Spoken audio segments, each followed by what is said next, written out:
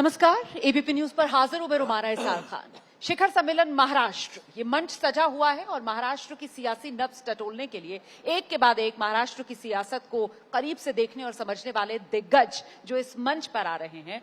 और अब हमारे साथ जो खास मेहमान यहां पर मौजूद हैं, संजय निरुपम जी। जरा जोरदार तालियों के साथ संजय निरुपम जी का स्वागत कीजिए।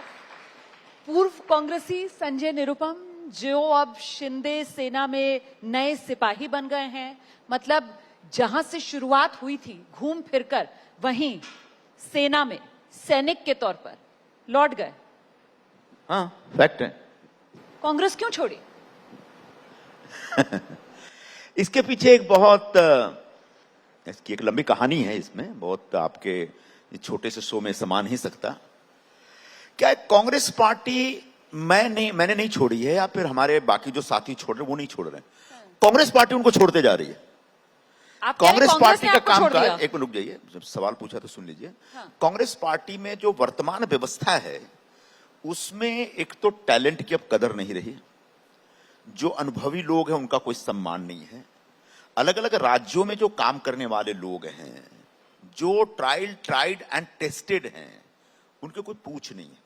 तो फिर सवाल उठता है कि आखिर कब तक लोग यहां पर अपने आप को बर्बाद करते रहेंगे। तो इसलिए मैंने कांग्रेस छोड़ी, सिर्फ यही नहीं है, मेरे जैसे बहुत लोग कांग्रेस छोड़े। और जब इसका विश्लेषण करेंगे तो समझ में आएगा कि कांग्रेस इनने नहीं छोड़ी, कांग्रेस ने इनको छोड़ दिया। लेकिन आरोप तो यह है कि अपना टिकट मिल जाए, अपना हित नहीं साध पाए, और इस वजह से वो पार्टी जिसने क्या नहीं दिया, 2009 में लोकसभा पहुंचे, 2014, 2019 दो बार हारे भी, पार्टी ने टिकट दिया। तो फिर इसमें गलत क्या है?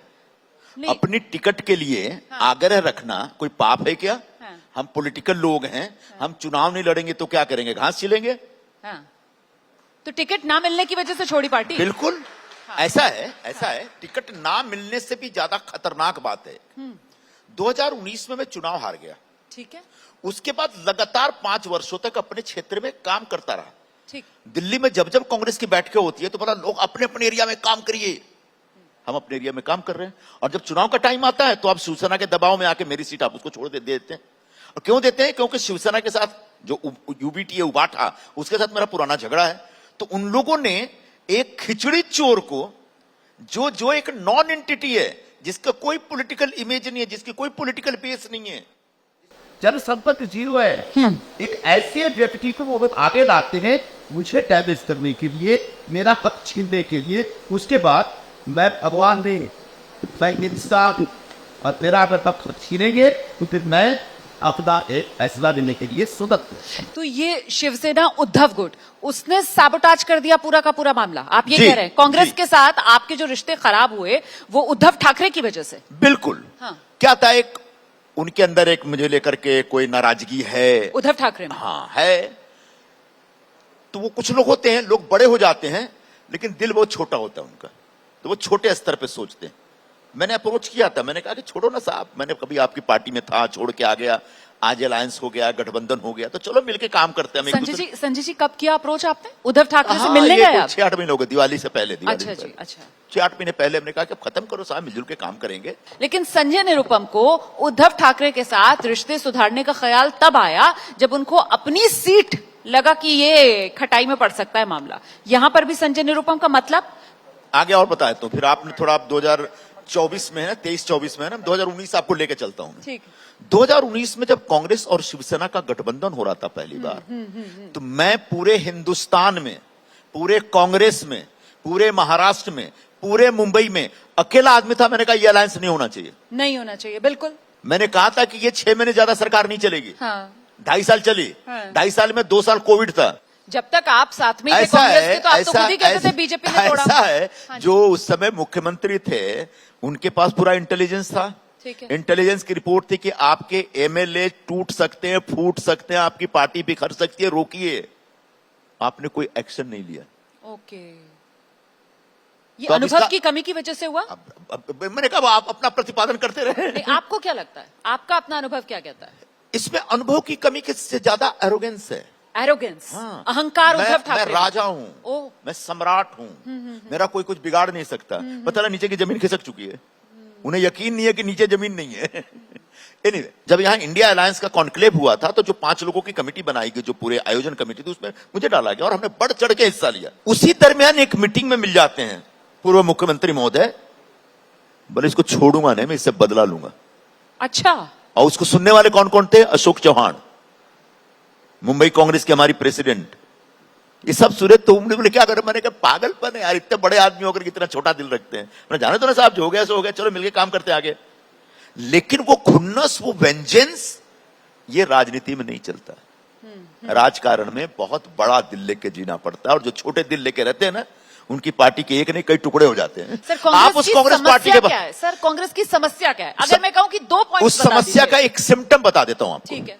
कांग्रेस की प्रॉब्लम शुरू हुई 2019 में, जब राहुल गांधी बिना कुछ कहे रिजाइन देके चले जाते हैं, और उसके बाद उस कांग्रेस पार्टी का अध्यक्ष 2 साल तक नहीं है। एक राष्ट्रीय पक्ष, मुख्य विपक्षी दल, जिसका अध्यक्ष 2 साल तक नहीं है। हमारे यहां मुंबई शहर में ब्लॉक प्रेसिडेंट एक बड़ा की पोस्ट होता है, उस सब हटा दिए गए, तो नया अपॉइंट करिए। 1.5 साल तक नया ब्लॉक प्रेसिडेंट नहीं। मैं जाके दिल्ली बोलता, मैंने क्या कर रहे हो तुम लोग? हमारे यहां जनरल सेक्रेटरी, आपने कांग्रेस के कल्चर को, जहां जनरल सेक्रेटरी इंचार्ज होते हैं जी, जनरल सेक्रेटरी एक मंत्री बन गया, उसके बाद 8 महीने तक नया जनरल सेक्रेटरी नहीं है। तो ये जो एडोकिज्म है कांग्रेस पार्टी में, वो कांग्रेस को बर्बाद कर रहा है। Nobody bothers, nobody is interested, सब अपनी अपनी कुर्सी बचाने में लगे हैं। तो राहुल गांधी को जब आप ये समस्या बताते हैं, वो समझते नहीं थे प्रॉब्लम? कभी नहीं। क्या एटीट्यूड रहता था? बड़ा नॉन सिंसियर और नॉन सीरियस किस्म का। अच्छा, इट्स लाइक दैट, ओके। कभी कुछ मैसेज दीजिए इंपॉर्टेंट, टॉक टू वेणु। अच्छा। और वेणु को समझ में नहीं आता कुछ। वेणु जी का, with due respect to him, I don't want to humiliate, समझ पाते, किसी का अपमान नहीं करना चाहता हूं। Venu ji is the biggest non communicator. अच्छा। जिस पोजीशन पे उस आदमी को बैठा रखा, मैंने कम से कम कम्युनिकेट तो करो सही ढंग से लोगों से। मुझे कांग्रेस पार्टी पे तरस आता है कि उतने की पोजीशन पे ऐसे घटिया आदमी को, जो कंप्लीट नॉन परफॉर्मर है, उसको बैठा के क्या मिल रहा है आपको? आप पूरी कांग्रेस पार्टी को तबाह किए हुए हैं। Ashok Gehlot was best choice. कितने इलेक्शन हारे हैं? मतलब आप मल्लिकार्जुन खड़गे का जो अध्यक्ष का ये वो एक दूसरे डिजास्टर है, उस पर आप क्वेश्चन मार्क लगा रहे हैं? नहीं, मैं तो वेणु जी की बात बता रहा हूं। हाँ, ठीक है। वो खड़गे जी एक दूसरे डिजास्टर है। जब मिलेंगे ना आप, तो पहले ये बताएंगे कि मेरा 4 बार मौका मुझे मिला था मुख्यमंत्री बनने का, और मेरे से मौका छीन लिया गया, फिर भी मैं कांग्रेस में हूं, तुम लोग भी कांग्रेस में रहना। अरे एक किस्सा मुझे कम से कम 50 बार सुना चुके हैं।